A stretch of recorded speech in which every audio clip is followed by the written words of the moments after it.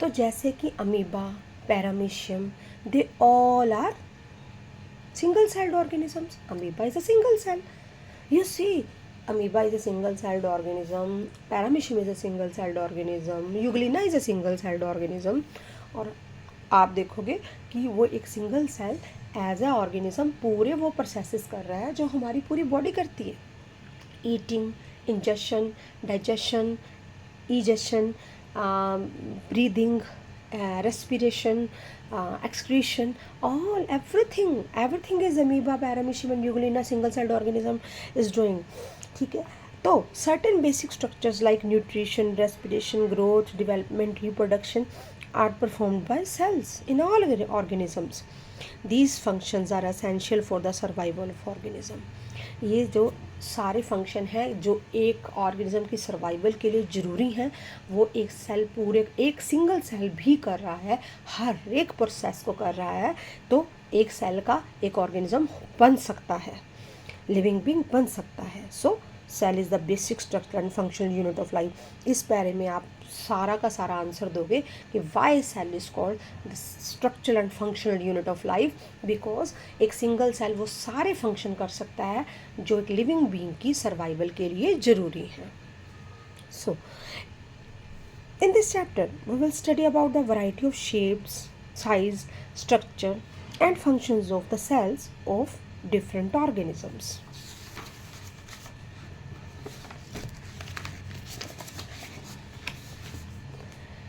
Before going further हम पढ़ेंगे कि सेल की डिस्कवरी कैसे हुई. How cell was discovered. Cell is a basic structural unit of life we have already learned. They remained undiscovered for a long time because the majority of cells are too small to be seen by the unaided eye. एक single cell इतना छोटा होता है बच्चे कि हम उसको necked आई से तो देख ही नहीं सकते. नेकड आई मीन्स हम उसको सिंपली अपनी आंखों से डायरेक्टली तो देख ही नहीं सकते.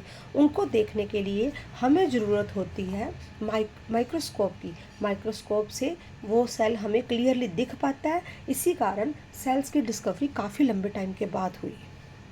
It was only after the advent of optical instrument. I told you कि ऑप्टिकल इंस्ट्रूमेंट्स जैसे कि माइक्रोस्कोप, ऑप्टिकल इंस्ट्रूमेंट जैसे कि लेंस वगैरह जब डिस्कवरी से पहले जब तक लेंस वगैरह की डिस्कवरी नहीं हुई थी तब तक सेल की डिस्कवरी हो पाना नामुमकिन था. पर जैसे ही ऑप्टिकल इंस्ट्रूमेंट्स की डिस्कवरी हुई तो उसके बाद सेल को डिस्कवर किया गया और फाउंड किया गया कि ये बेसिक यूनिट है लाइफ का. Robert Hooke was the first scientist in 1665 जिसने cork. What is cork? It is a bark of the tree.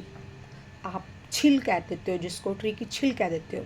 ये ट्री की छिल जो थी, ट्री की जो बाग थी, उससे उन्होंने उसकी कुछ स्लाइसेस ली और थिन स्लाइसेस से उन्होंने ऑब्जर्व किया कि जी ये जो अलग स्लाइसेस हैं बहुत छोटे छोटे, आप स्ट्रक्चर देख सकते हो, छोटे छोटे हनी कॉम्ब जैसे छोटे छोटे बॉक्सेस की बनी हुई हैं.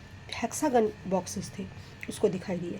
ही observe that they had a honeycomb like structures consisting of a little compartments.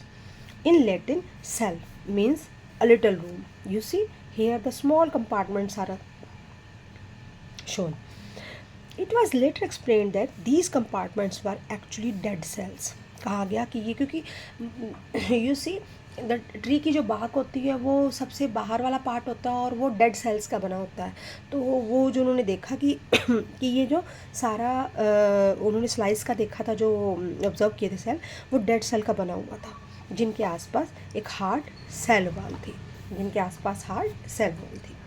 अब हम आते हैं सेल को हम डिफाइन कैसे करेंगे. यू सी बच्चे, we have already told you